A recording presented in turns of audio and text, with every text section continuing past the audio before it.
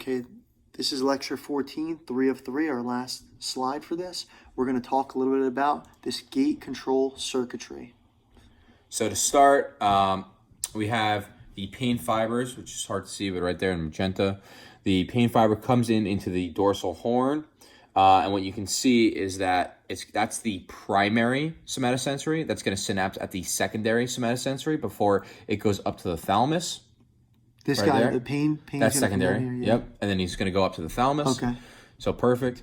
So what you can see is that now we know that touch fibers also go into the dorsal column. And once it goes into the dorsal column, it can not only go up to the thalamus and do the dorsal medial meniscus system, but touch can also positively stimulate the interneurons that exist between these two fibers.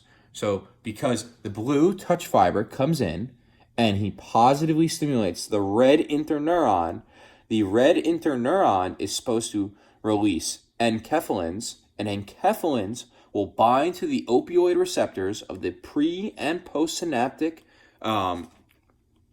synapse on the pain fiber to reduce pain. Exactly. So this is really just almost like a positive feedback system saying that, hey, touch fibers can positively stimulate the interneurons, and then once that happens, the red interneurons will inhibit the pain fibers that are traveling through. So what this does overall, it reduces pain. Touch can reduce pain.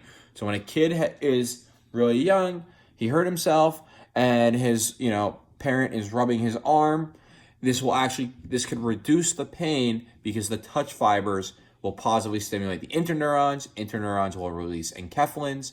Enkephalins are endogenous opioids. They'll bind to the opioid receptor on the pre- and postsynaptic pain fiber and reduce pain. And this is all explained here as well. It's exactly what we were just speaking about. And then the other pathway we learned about so far, which is going to reduce pain, is a descending pathway coming up from the brain, and it's a descending pain control fiber, again, coming from the brain. And what it's going to do is it's going to release...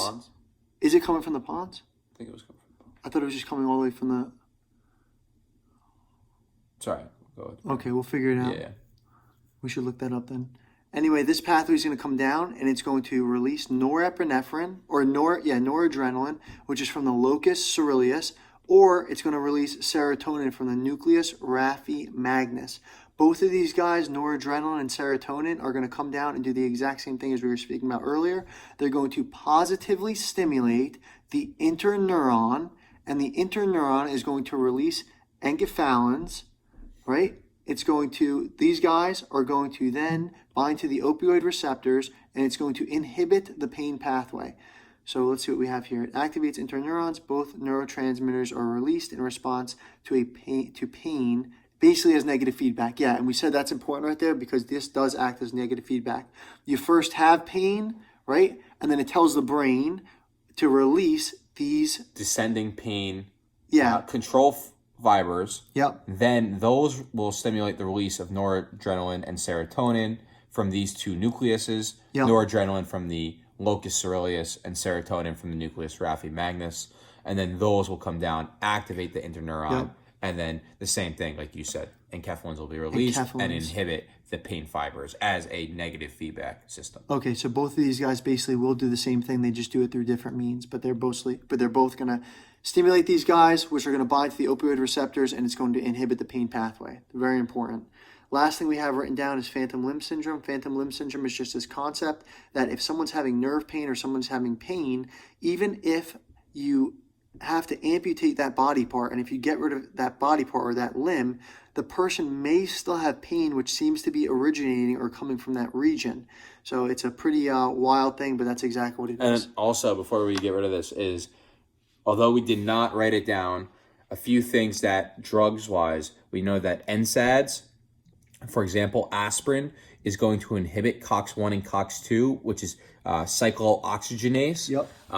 And that could inhibit pain.